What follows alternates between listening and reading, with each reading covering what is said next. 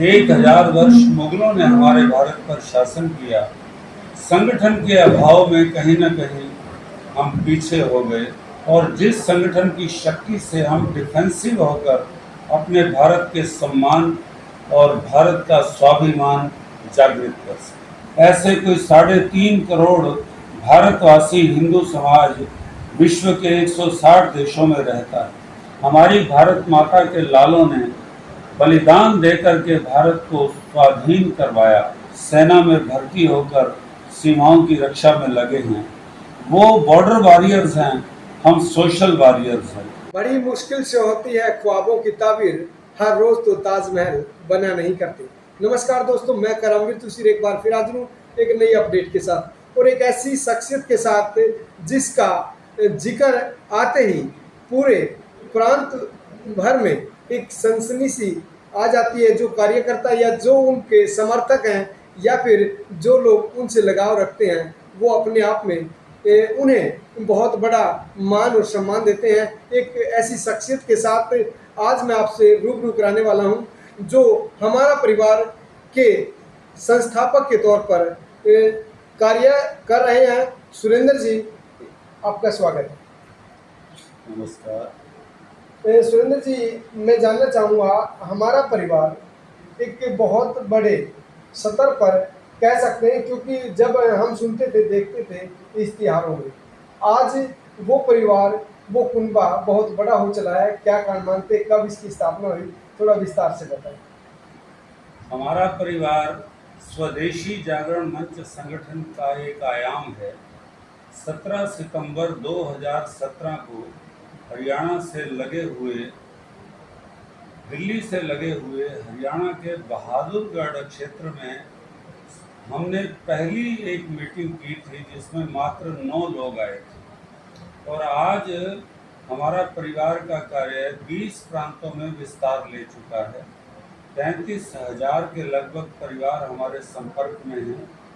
हरियाणा में हमारी 60 इकाइयाँ चल रही हैं और स्थान स्थान पर देशभक्ति और स्वदेशी के विचार को लेकर हम संगठन के कार्य को विस्तार देने में निरंतर प्रयास कर रहे हैं। क्या ऐसे कारण हुए और क्यों जरूरत पड़ी हमारा परिवार की? भारत बहुआयामी देश है। भिन्न भिन्न प्रकार के जाति वर्ग पंथ के लोग भारत में रहते हैं। भारत में अक्षात्र तेज का या ब्रह्म तेज का कभी भी अभाव नहीं रहा। संगठन के अभाव ने हम सबको विवश कर दिया। हम अंग्रेज़ों के 200 वर्षों तक अधीन रहे। 1000 वर्ष मुगलों ने हमारे भारत पर शासन किया। संगठन के अभाव में कहीं न कहीं हम पीछे हो गए और आज हम ये आवश्यकता अनुभव करते हैं कि हम सब इन छोटे छोटे भेदों से ऊपर उठ करके भारत माता की संतान के रूप में एक ऐसा संगठन खड़ा कर सकें और जिस संगठन की शक्ति से हम डिफेंसिव होकर अपने भारत के सम्मान और भारत का स्वाभिमान जागृत कर सकें। जो इसमें सदस्यता है या फिर जो लोग आते हैं किस मोटो के तहत आते हैं? राष्ट्रभक्ति एक तरफ है, एक परिवार चलाना और एक संगठन चलाना, ये दोनों ही अर्थ के बगैर नहीं चल सकते। तो अर्थ की उत्पत्ति कहाँ से होती है संगठन? देखिए, हमने जिस समय हमारा परिवार का कार्य प्रारंभ किया उस समय भी कार्यकर्ताओं के मन में यही प्रश्न था जो आपने पूछा है। कार्यकर्ता धन के अभाव में कैसे आगे बढ़ेंगे।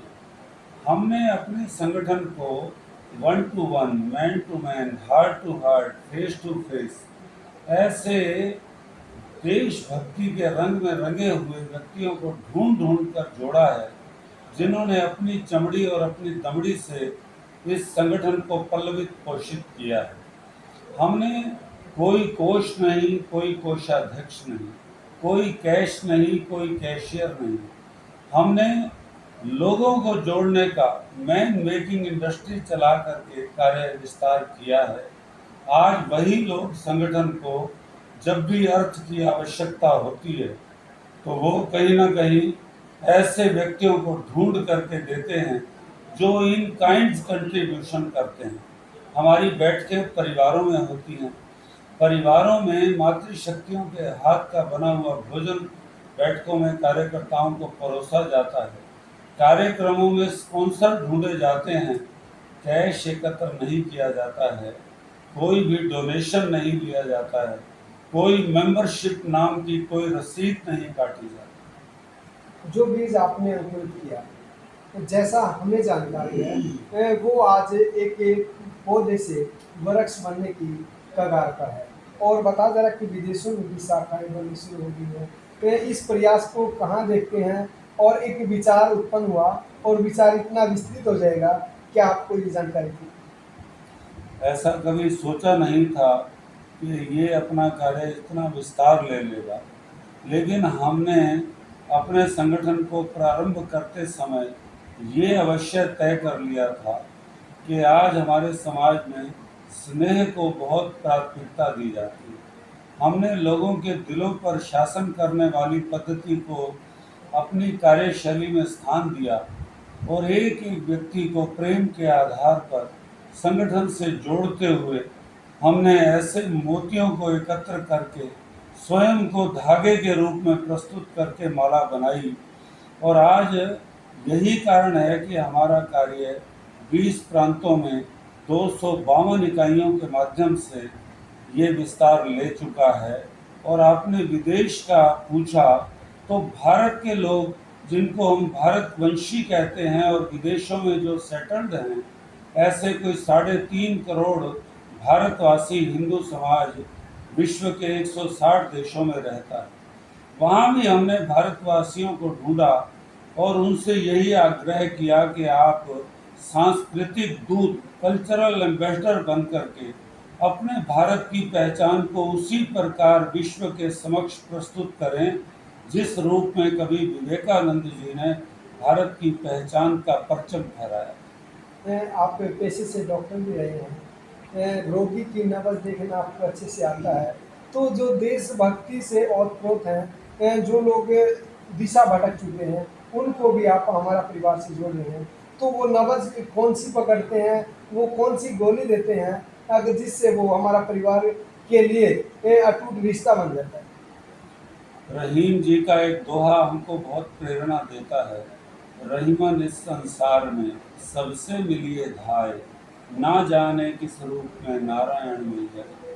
हम सभी को प्रणाम करते हैं और सभी में नारायण का अंश देखते हैं। हमने संदेह करना छोड़ दिया है।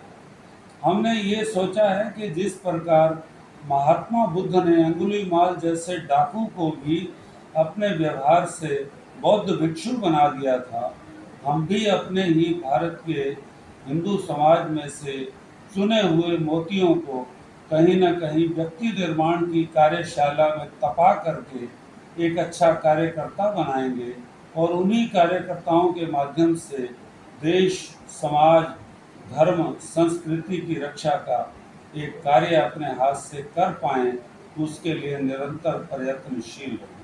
एक चीज़ विशेषता तौर पर देखने को मिली है कि जहाँ पर किसी राजनेता की चिट चलती है, किसी का लेटर पैड चलता है, अगर किसी व्यक्ति को कहीं कोई काम पड़ता है पूरे भारतवर्ष में, तो हमारा परिवार का एक एटीएम है, या फिर ये कह दें कि हमारा परिवार एक वो चिट बन चुका है, वो कार्ड बन चुका है।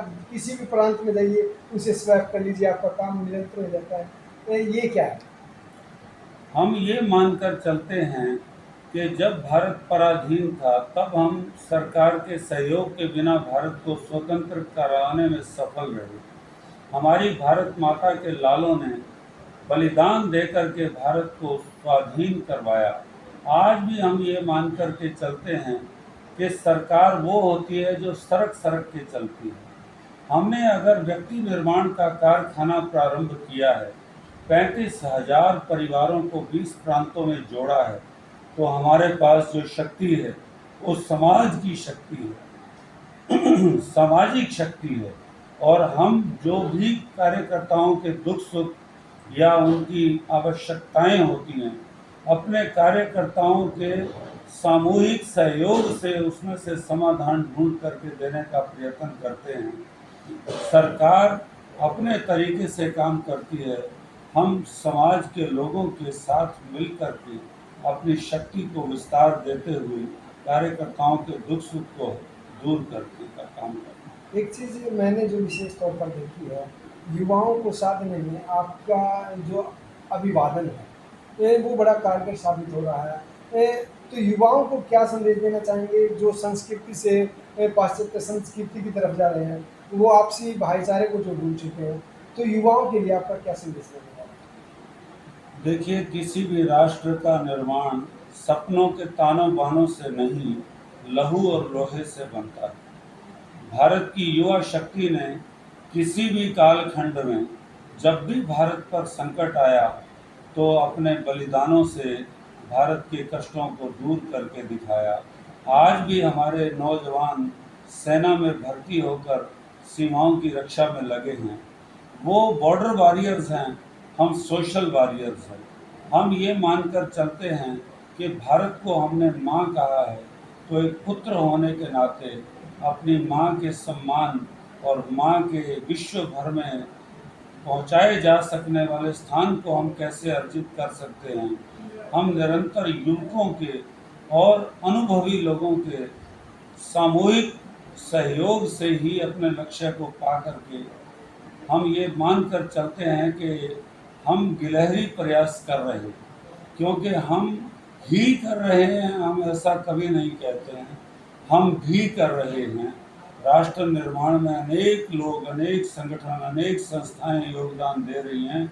हम भी गिलहरी का एक छोटा सा प्रयास कर रहे हैं। और युवक तो देश की एक सशक्त भुजा होते हैं। हमारे यहाँ 18 से लेकर और 40 वर्ष की आयु तक के आज 45 लाख युवक भारत में आज रहते हैं। वो युवक दिशा कहीं ना कहीं जब उनको देने वाला कोई आता है तो वो चलने के लिए तैयार हो जाते हैं। हमारे पास प्रेम रूपी शस्त्र है, प्रेम रूपी एक आधार है जिसके दम पर हम अपने समाज के हर वर्ग के लोगों को जोड़ने में सफल हो पा रहे हैं। और सफीदों जैसे इस छोटे से स्थान पर विजयादशमी के दिन हम 200 युवकों की एक शोभा यात्रा का आयोजन कर रहे हैं, जो हमारे पराक्रम का एक संदेश देती है, शस्त्र पूजन का एक संदेश देती है। हम उस दिन एक शोभा यात्रा में युवकों को एकत्र करके और उनको अपने संगठन से जोड़ करके भविष्य में उनको दिशा देते हुए उनके माध्यम से बहुत बड़े बड़े कार्य करने की योजना मन में संजोई हुई। अभी आखिरी सवाल है कि जब कितनी अवस्था थी जब आप इन विचारों के बीच में आए, राष्ट्र हित के लिए आपने भीषण प्रतिज्ञा की और अविवाहित रहने का निर्णय लिया, कितनी उम्र थी पता? मेरी आयु 26 वर्ष थी जब मैंने सामाजिक जीवन में प्रवेश किया।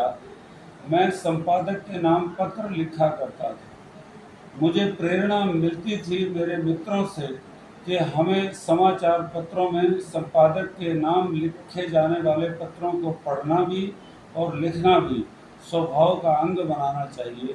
मुझे याद है, मैं 1982 के 3-4 साल पहले जब मैंने सामाजिक जीवन में प्रवेश किया तो मेरे 100 के लगभग पत्र समाचार पत्रों में द ट्रिब्यून, पंजाब केसरी, वीर अर्जुन और ऐसे कई समाचार पत्रों में छपते थे। मैंने अनेक मित्रों से प्रेरणा लेकर के अपने जीवन को सामाजिकता की तरफ, जहाँ मेरी रुचि थी, मोड़ने का प्रयास किया।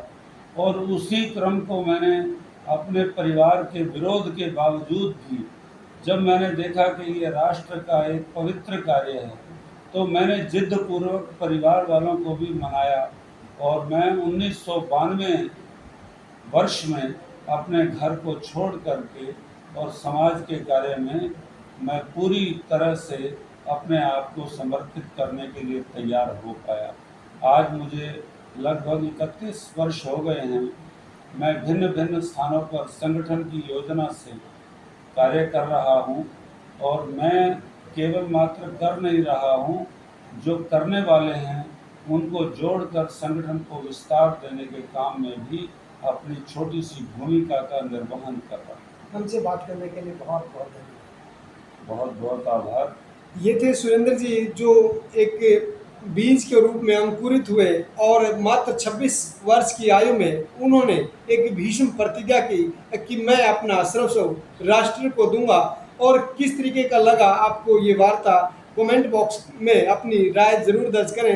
एक नए विषय और एक नई हस्ती के साथ फिर होगी मुलाकात, तब तक दीजिए इजाज़त। जय हिंद, जय भारत।